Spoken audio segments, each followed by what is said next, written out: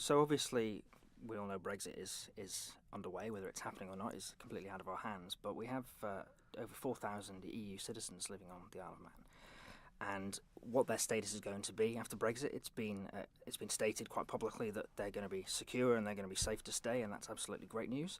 But actually, there is a process that you have to go through in order to get what they're calling settled status. So the UK have launched something which they call an EU citizen settlement scheme.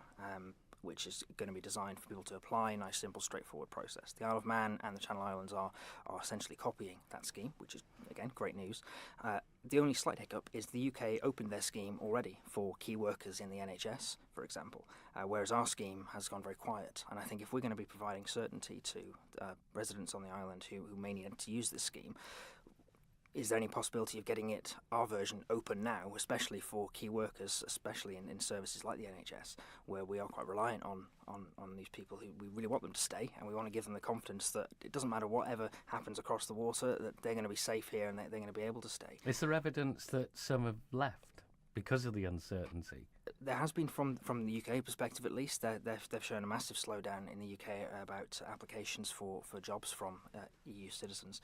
I don't know if we have had a similar experience on the Isle of Man, but I'd be very surprised if we haven't. One thing that I found quite interesting is I saw some guidance that Jersey had published for their scheme, and they're looking to open their scheme at the end of January, I think the guidance said.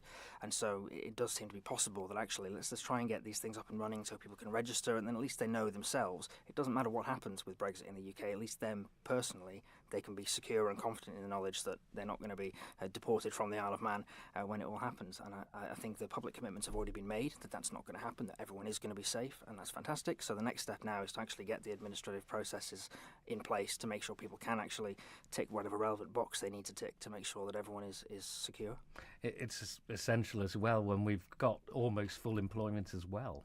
Yes, it is. I think it's definitely something that we should be doing now. We shouldn't be waiting and opening it on the 29th of March and saying, well, actually, from that date onwards, and if that date changes or moves, will our scheme change and move as well? It's all about certainty and confidence for me, and I think if we can just get this sorted, get it nailed down, open it up, at least you can give people the confidence and certainty that they need.